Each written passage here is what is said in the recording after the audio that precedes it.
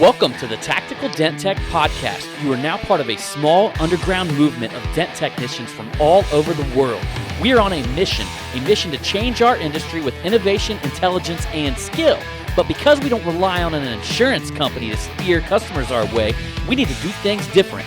We need to do things smarter. We do that through a network of technicians that we call the Tactical Tech Movement. Now let's get this revolution started. Hey, what's up, everybody? John Hiley here with the Tactical Dent Tech Podcast.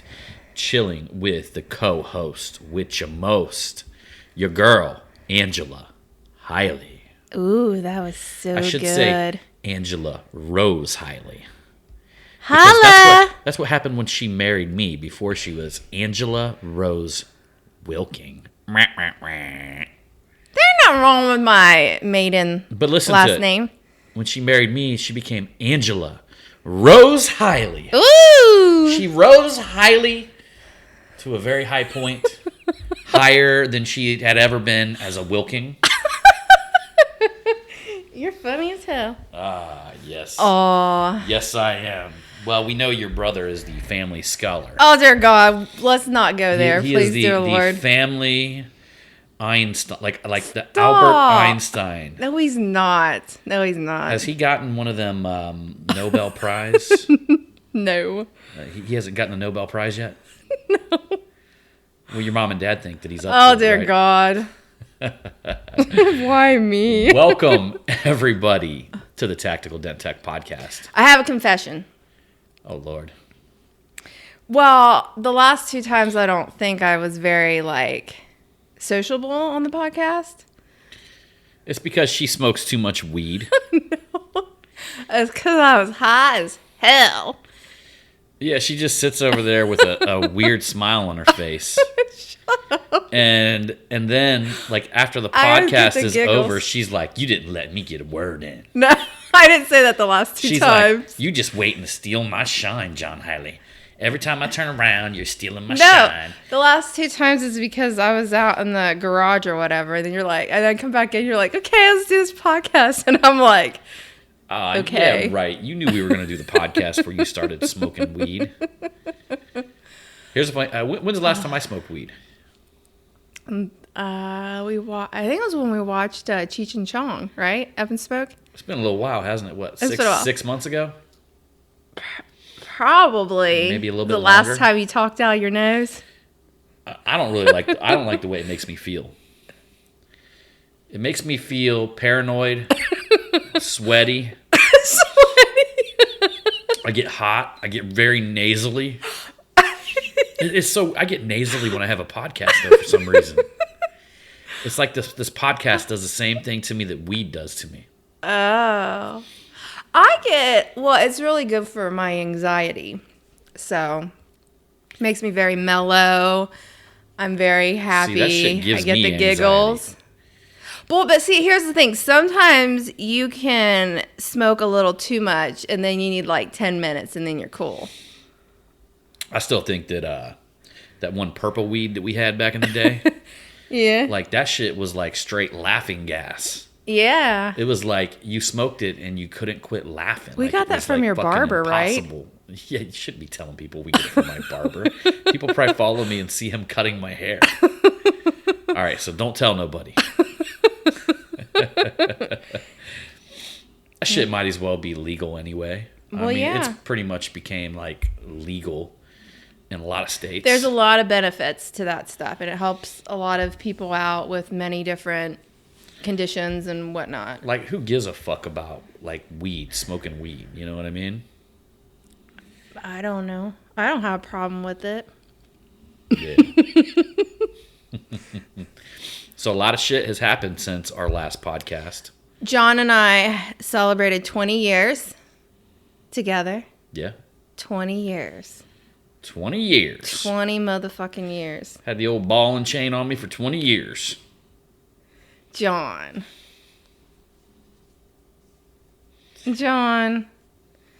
you should be glad you have a woman like me. All right, tell us all about it. So John here lately has been getting a little foofy because I will be sitting on the couch with the dogs and I can't get up because the dogs are sleeping with me. And I'm like, hey, honey, can you throw this away for me and like get me a sparkling water and maybe like some granola? Well, no, or it's some the way that popcorn? she approaches me with it, guys. That's No, the thing. no, She's acting like she does he it all gets so- sweet. She's I acting like do. she does it all sweet and innocent. I do.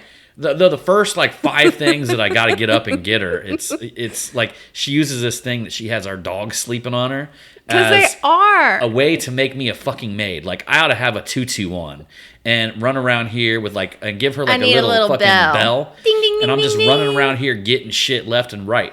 Well, here's the thing. Here's the reason why I've been getting a little shitty with her about it. I don't know what the fuck you're calling foo-foo. It rhymes with tutu though.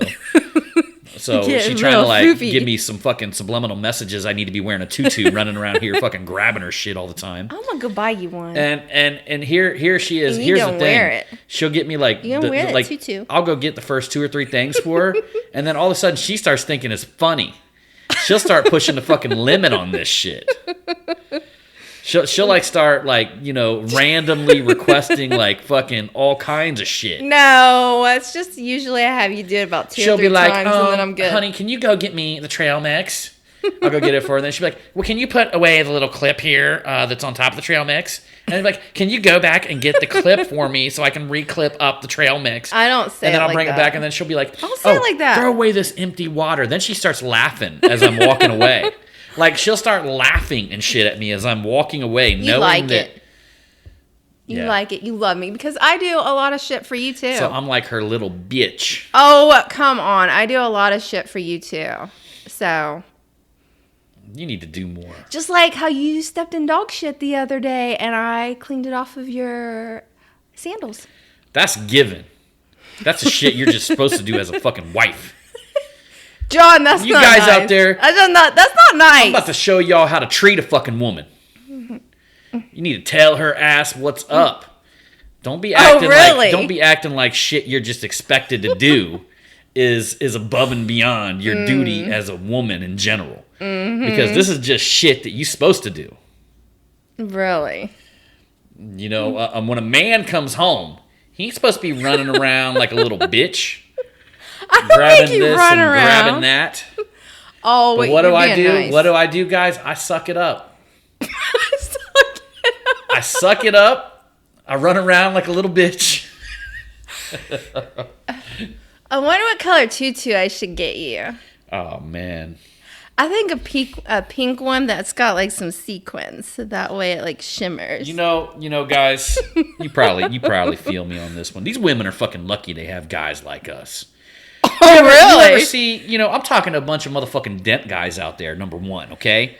So let's take a step back and just realize this is a fucking blue collar job, so you got like a cool motherfucker on top of somebody that's making some fucking coin, some cash, bringing home the fucking bacon, real man motherfuckers out there, moving shit, making things happening, Yeah. making the world fucking turn, making people happy, Yeah. raining fucking down money on your asses, buying Well- you fucking boots left and right. Hey, but you gotta wait a minute. Just hold back here a little bit. These women that we're with, guys, Right. these women that we're with, guys, We're a team. I don't really think they understand Okay. how good they've got Wait it. a minute. You have your part that you do, and I have my part that I do. Well, Who was outside just the other No, day no, doing no. all this yard work? Raked up like a Well, no, shitload of leaves. that- Come on. That should Huh? be a given. No, John Hiley. That Who's that out there should be- cleaning up dog shit? That should be Once given. a week, Look 3 at the dogs. kind of man you're with. John Hiley. I peruse around social media and I You see don't what a lot of even these, you don't even take the trash out. I take the trash out every evening. You guys, being a dent guy and It's having a the give women, and take. The women should We have a know nice- how we're lucky a nice team. how lucky they are. No, you should be for you're, having men no, like us. No. Because no, you're men lucky like to have us- a woman like me. That's all I gotta say. Because You even know it. 'Cause Go- look at that whole debacle just- that you went through. Who stood right?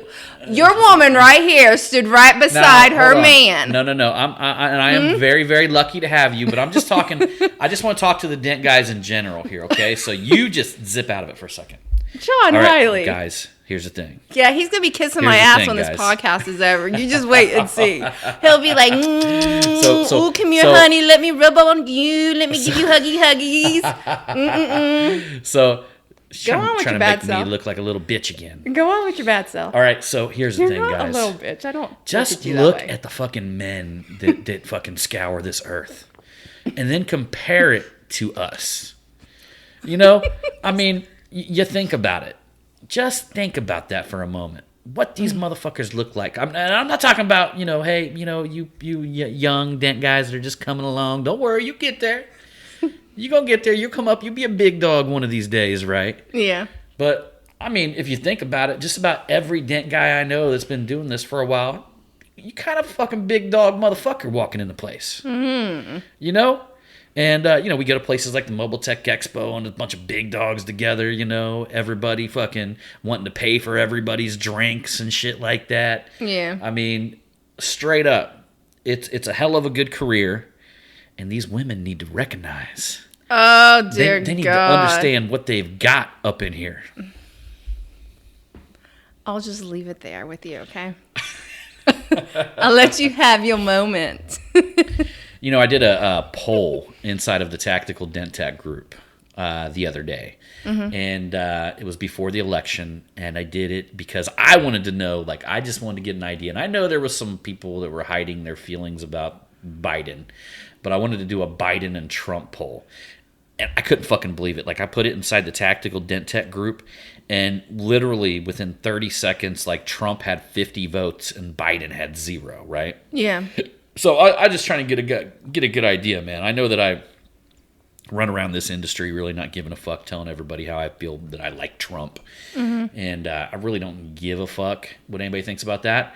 But it actually confirmed my suspicion. I thought that the Dent community was a bunch of fucking good old boys. Mm-hmm. And I would say that I'm 100% confirmed on that. But that being said, a lot of shit's happened since then. And Yes. I truly believe, look, I'm going to go ahead and call it. There's going to be some fucked up shit that's going to happen here soon with all this. Yeah, just like when we thought it was over.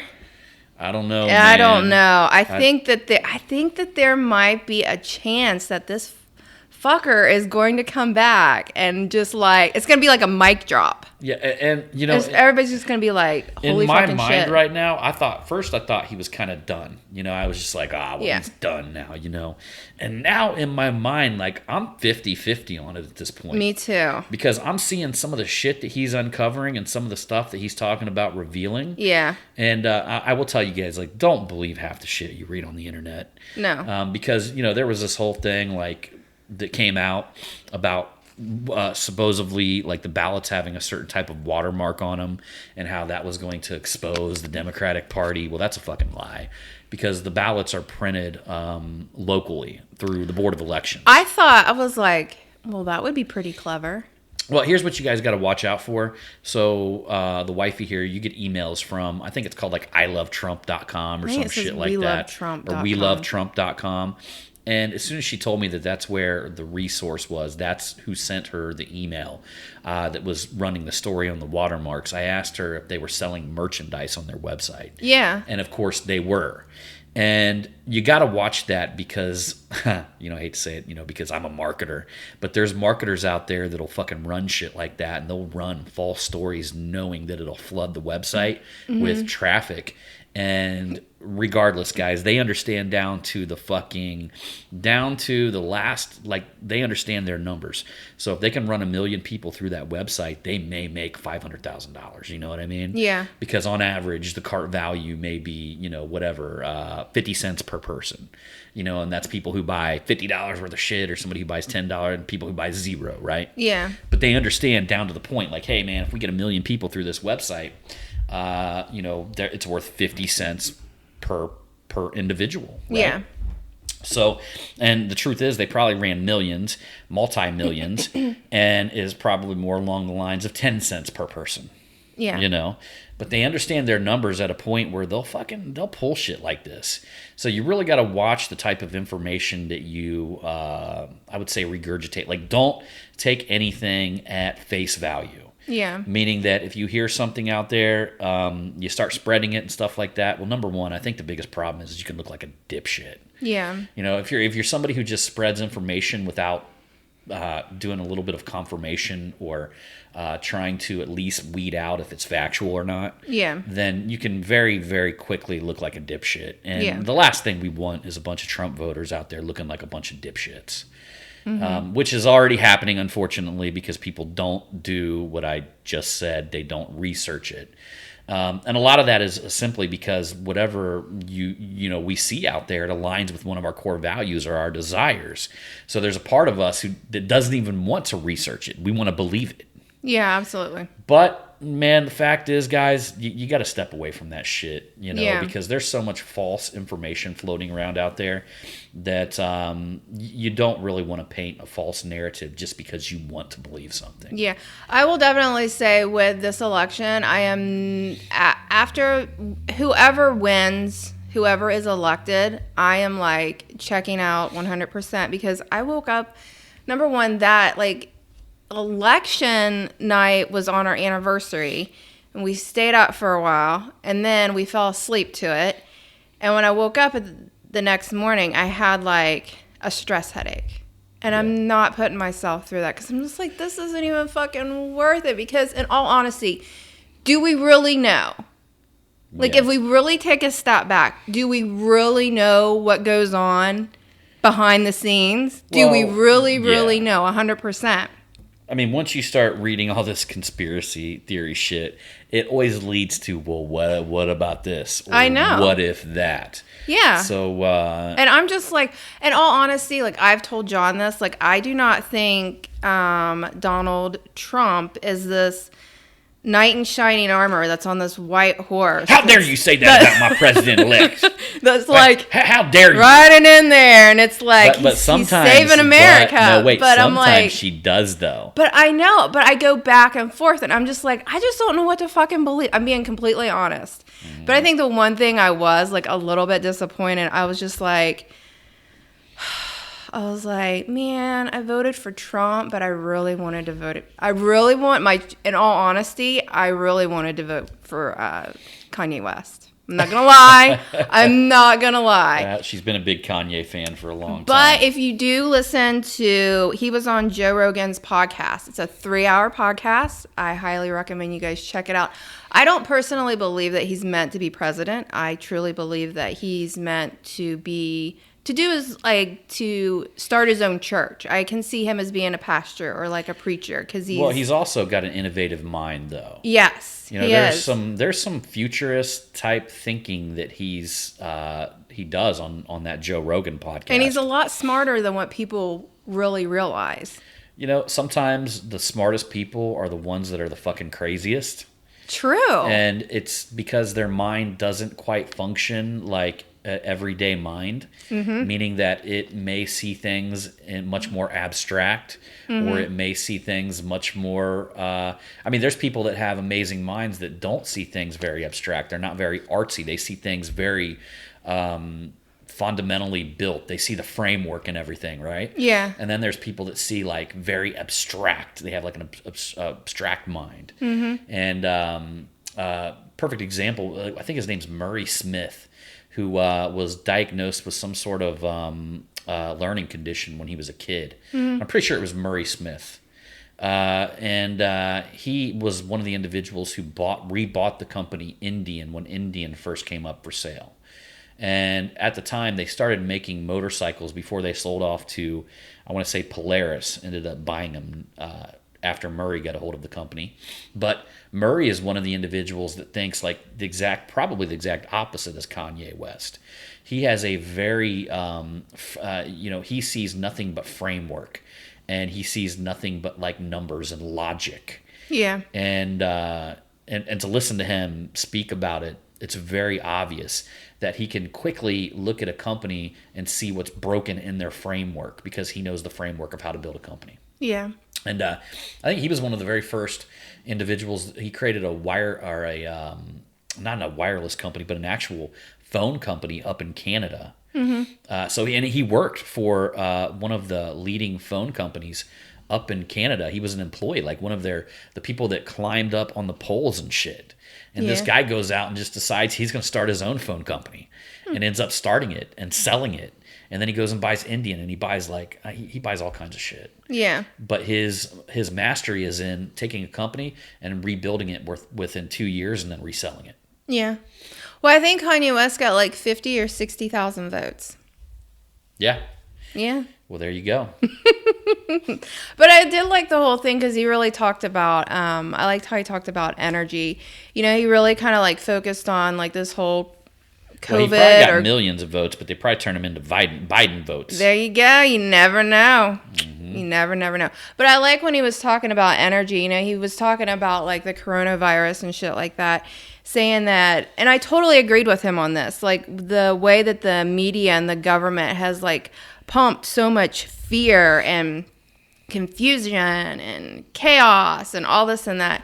And in turn, what does that do to an individual that's going to like break down their immune system? Exactly. And then what happens? You're going to end up you're going to get much more, you're going to be sick. Way more sick than you would have been if you didn't have a broken down immune system. I mean, I want to say that the reason why I probably haven't even why I haven't got it is because like I literally don't give a flying fuck. Yeah. Like I know a lot of people that have, well, not a lot of people, but I know a reasonable amount of people that I've talked to that have gotten it, and none of them have gotten anything more serious than what would be that of like a traditional cold. Mm-hmm.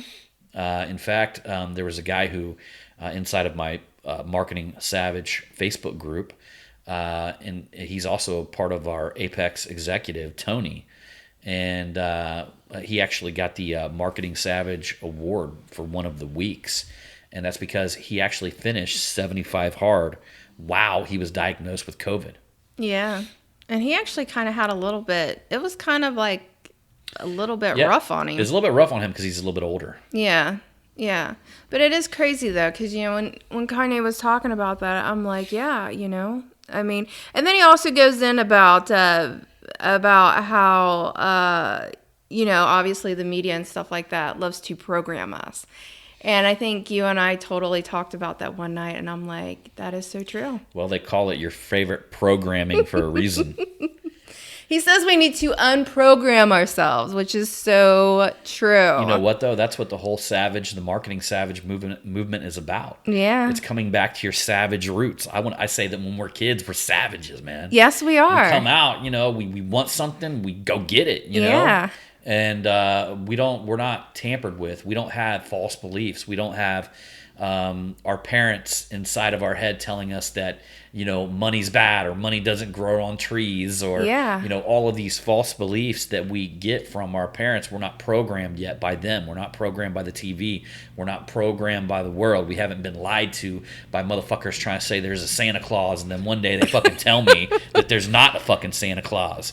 And then that's the first time I realized the whole fucking world could pull a scandal over on me. The whole fucking world. Everybody lied to me about Santa Claus. That's right. And I ain't never forgot that shit. You haven't, because you brought that up. You know, there's somebody out there that's shaking your head right now. There's somebody out there that's going, them motherfuckers got me too. Yeah. And we're together on this. But the truth is, the whole Marketing Savage movement is that. It's coming back to who you are. Mm-hmm. You know, in fact, they actually say that that's what the highest point of human enlightenment is, becoming completely self-aware. Yeah. You know, is becoming completely in connection with yourself without regards to, in fact, they talk about this on the Waslow's hierarchy of human needs. It's called self-actualization. And that's the very top. But right underneath self-actualization, there's a block where you need approval from others, you know? Yeah. And if you look at like Waslow's hierarchy of human needs, you start with the fundamentals, right? Mm-hmm. So you start with like the need for food and shelter and all these kind of stuff, right? Mm-hmm. And then, you know, after you get your food and shelter, you seek security. And you seek people to help you be secure, right? Mm-hmm. And then after you receive your security, you begin seeking approval from others, whether that's a popularity contest, or whether that's just in general, your need to have approval or to be liked by other people. But then when you actually get past that phase, you get to the very top level, which is the self-actualization, meaning that you care more about the way that you feel about your actions, your beliefs, your values, than seeing that through somebody else's lens or what other people care. So you become the controller of your life. You become the director of your own movie.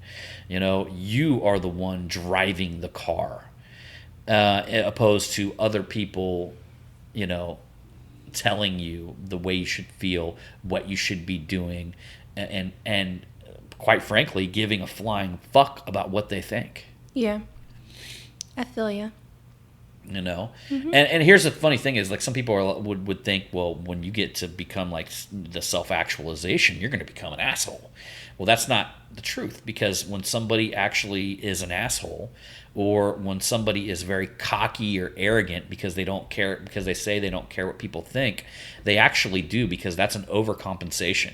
Well, it's an insecurity. Yeah, it's an insecurity. So they haven't met self-actualization. In fact, they're still stuck in the fucking tier where they give a fuck about what everybody thinks. Yeah. But they are literally overcompensating for the way they feel inside. So it's an outward expression to overcompensate for the way that they feel inside. Mm-hmm. And the truth of the matter is, you should be thinking about that in the opposite way. We should be looking at how we feel inside, and then we can project outward, who we are, what we became. Do you ever feel at one time in your life you were arrogant or cocky? I think we've all had times when we were arrogant and cocky, and any time that I was, like, I knew deep down that it was bad and it was coming from a bad place. When you felt that way and you were being that way, could you tell, like, with inside of you that you were really, like, it was bad energy and you knew what you were doing was wrong? Yeah, every time. And in fact, I would say when I was younger, one of the things that I had fought with the most was just feeling like inferior, because when I was growing up, I always was kind of told that I was never going to amount to this, or I was always going to be the person that was going to end up in prison. And I was told all of these things whenever I was growing up. So once I got a little bit older, and once I actually used that as a driver to become better and to become one of the primary reasons that I wanted to become a business owner, why I wanted to achieve things in my life. Mm-hmm. But then I still had this kid inside of me, that was still, like, crying out saying, no, I'm good enough, right? Yeah. So early on, I dealt with what I would say more of like an inferiority type thing. Like, I felt inferior, so I had to overcompensate for feeling inferior. That's kind of, like, crazy that you say that, because in all honesty, I've always felt that, like, even when I first met you, that you had this what's the right word? Oh, it's something that I still admire about you today, because it's like something that you're able to do, like, easy breezy. I think it's your confidence. I think that's what it is. Like, you've always been able to have, like, this, not in a bad way, but in a good way. Like, you've always held yourself to where you've had, like, this amazing confidence. And I think that, like, with me, that's something that I've always battled with. And I think that's something that I've always, I think that was, like, one of the things that really, like, I really maybe was, like, craving when I first met you, is because, like, the way you held yourself and the confidence that you had. Sure. Yeah, well, I mean, there was times in my life, though, that I didn't have that same confidence.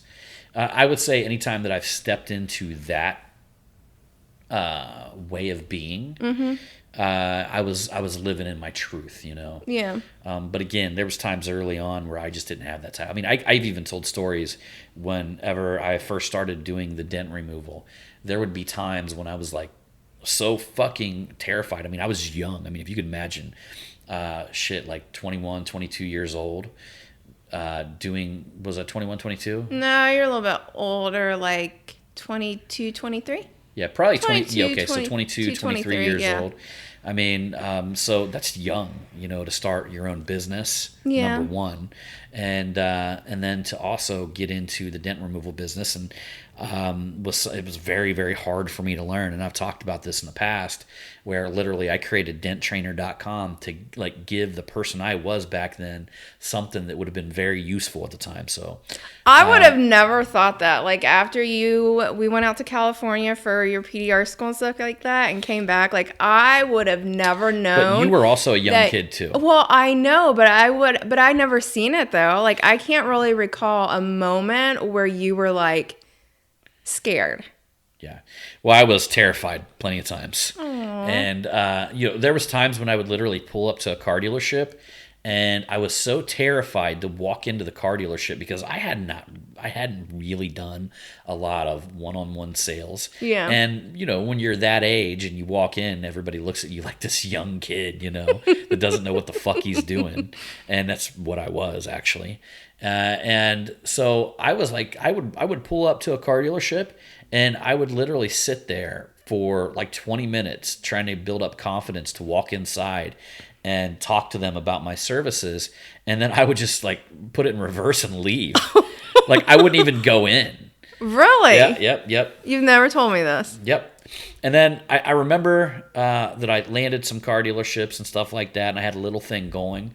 But I still remember the day. There was one day that I woke up and I just said, man, I'm fucking done with this shit. I was like, I am going out and I am getting mine. I am taking mine. Yeah. And I literally just jumped in my truck and I went towards some cities, some towns that I hadn't ever checked out. Like Urbana. Like up through Urbana, up through Bellefontaine, all the way up to Kenton, Ohio.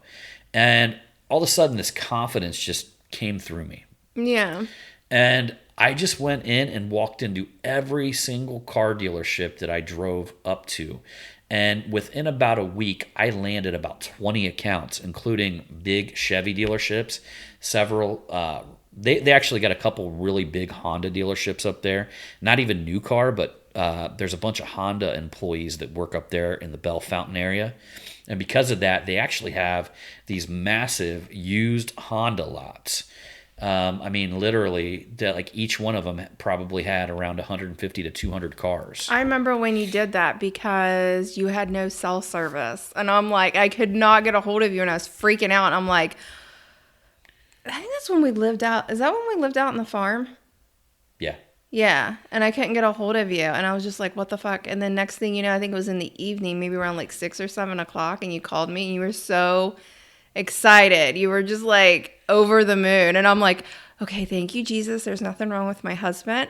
And I'm so glad that. Yeah, I couldn't get cell service up there. So yeah. As soon as I got into them cities, like my cell phone was gone. Yeah. So what sucked about that is I would go to all these car dealerships and then, I would leave and I could have came back and taken care of another one or something like that, but I didn't get their phone call until I got out of the area. Yeah. It's like I would leave a place, but when they would call me and want me to do another car. But that was the very first time I just got this whole, it just seemed like I woke up one day and things like changed that day. You seize the moment? That's the way it's always been for me, though. Yeah. In many of our business models, even when it came to the hailstorm that we had here in 2011, it was fucking chaotic, guys. I mean, 2011 was a fucking crazy hail damage year. Yeah. I mean, it was hailing everywhere. That was 2011, right? Yeah. Yeah, 2011. Mm-hmm. It was hailing everywhere. And here I find myself in our area, and I'm literally a route guy at the time. So I'm driving and doing only 4 days a week worth of route work, but it was all retail. Mm-hmm. And I was making killer money, like, anywhere from $2,500 to $3,500 a week, depending on how much I wanted to work that week. I was only working 4 days per week. I was setting our own schedule. We were spending a lot of time with my son, taking him places before he had to, eventually go to school and things like that. Yeah. And so, here we had this very nice business set up that was very laid back. It was a leisure type business. And then all of a sudden, down here where we currently live right now in Centerville, Ohio, just gets fucking smashed. And I mean smashed with hail damage. And it was around 6 o'clock in the evening, like between 5 and 6. Yeah. And down around here, there's like thousands of cars everywhere. I mean, it's people are very surprised when they come and see the area we live. It's really fucking busy. And that hailstorm hit this area during probably one of the busiest times that it could have hit. Yeah, like peak time. Yep. And I want to say that it was over 100,000 cars that got damaged in that storm. Mm-hmm. The storm was a very wide, and it went on for probably 15 miles straight. But one of the twists, though, is during that hailstorm and that year is when my anxiety got out of control, and you had to take me to the hospital, remember? Yep. And so here's John, like, dealing with this, but then also trying to take care of me, because I'm, like, the anxiety's to the point to where I couldn't leave the house. So John was doing the grocery shopping. And he was also going to the other stores to pick up stuff as well. I needed to bring this up in our earlier conversation now, didn't I? And he was bringing home dinner every night, too. Yeah. So, once again, she's very lucky to have a man like me. But the thing is that you, of course, stepped up and took care of our family when I couldn't do the things that I needed to do. So... and vice versa. Yeah. I don't want to forget where I was going here. My bad. So during that hailstorm, I was literally staffing 3 body shops and then also staffing all of the retail that I had coming in as well. So in fact, I had one body shop that was clear up in Springfield, Ohio that I was staffing, and that was a storm from 2 weeks prior. I had a body shop in Waynesville that I was staffing. We had a body shop in Centerville here that I was staffing. So these 3 shops were kind of spread out, and then I was taking all of my stuff into our body shop location here in Centerville that we rented a building that was like the size of a football field. And so here I am trying to staff all of these places. Well, again, it was one of them years where just every fucking city was getting hit. I would staff a body shop. The guys would be here for 2 days, and then their hometown would get hit. And that's a given. People were going to leave when that happens. Yeah. I had people that came up here that couldn't handle the damage. They seen the damage. They came, they saw, and they fucking left. They didn't conquer. Right. They didn't conquer. They left. Yeah. And I had the very first month, we had several guys that were like bitchers and moaners, but I had to keep them around just because they were all that I had. Yeah. And so the very first month was stressful as fuck. Like all day long, my body shops are calling me going, we need another guy. We need another guy. We need another guy. And I'm running I'm literally almost to the point where I'm about to say, fuck it. Mm-hmm. And I'm just going to go into one of my body shops and be like, you fucking hire the people. I'm going to put my head down and work. Yeah. Don't bother me. It got to that point. I mean, it was really fucking stressful, guys. But here's the thing. Again, one day I woke up and I went from the day previous to being like this fucking ball of stress that all I could think about was like all the bad shit that was going to happen to me. Yeah. Like that's all I could think about was like, what the fuck is going to happen? Like, how am I going to get kicked in the nuts today? And how am I going to deal with it? And who's going to call me? And like, what the fuck? And like, everything was just chaos. And then I woke up one day and I'm going to actually say it how my friend Dante Smiley said it. Yeah. And all I can say is if I'm trying to explain what the feeling is that came over me on that day, it was like if you had to pee really bad and then you went in and you peed and all of a sudden you were like,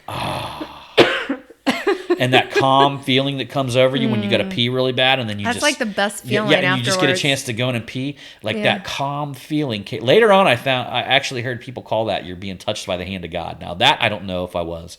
But all of a sudden this calm feeling came over me. And I remember walking into one of my body shops, and I had a guy there working for me, and he's like a full-blow fucking Indian guy, like full-blow, like not Indian as in, but American Indian. And he walks up to me, and he goes, you look different today. And I'm like, yeah, man. He's like, huh. He's like, something's just different about you. I don't know what it is, And he picks it up right off the bat. And that day, I got a phone call from, so I had a guy who came up and was staffing some of the storms with me, and then he had to leave. And so he leaves, right? But I get this random phone call from this dude who met one of my guys, Steve Matthews, who was staffing one of my storms. And he met him at the hotel. And Steve's like a little social, he's like an old dude, but he's a social butterfly. And Steve gives him my card. And Dusty calls me, and if you guys might know him, Dustin Clark.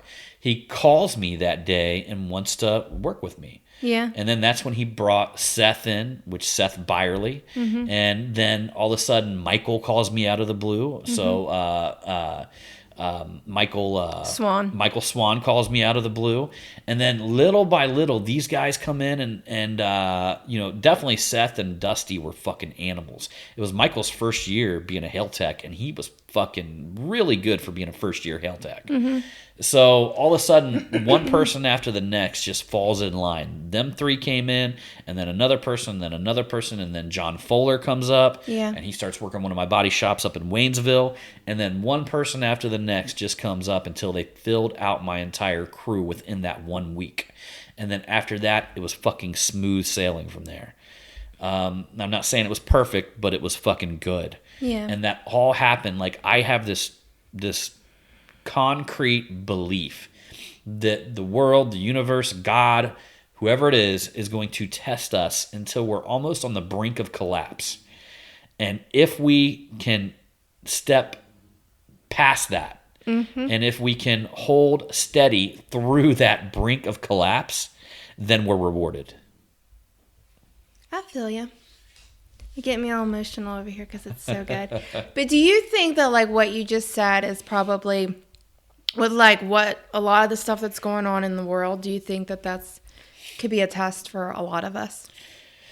Yeah, I think we are all going through a test right now. Yeah, we're going through a test right now. And the truth of the matter is, one of the best advice that I have gotten when it comes to these tests and these things, because, man, like, nobody wants to be there, right? Nobody wants to be in the darkness. Nobody wants, like, a series of bad shit to happen to them, right? No. We all want life to be, peachy and perfect and good, and we all want to live in a happy place.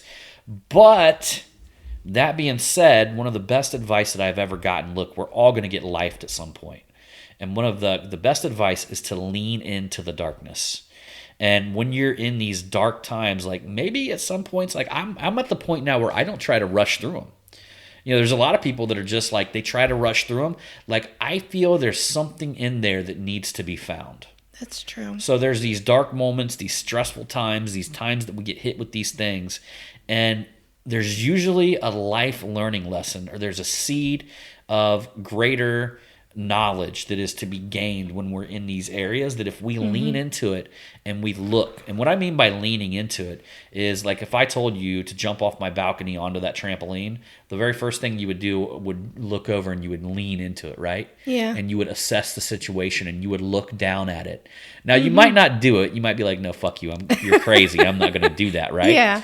But you leaned in and you looked at it and you at least seen what the situation is, right? And you thought about it. You thought about it. Yeah. And I want to say, sometimes we get so down and out when it comes to these times in our life where we're walking or treading through the darkness, that we don't even want to look in there, Yeah. We just want to get through it as quick as possible. But I'm here to tell you, maybe if you step in and leaned into it and you looked at it, you would see that whatever it is that you're afraid of, or whatever it is that you're scared that's going to happen, isn't really that fucking bad.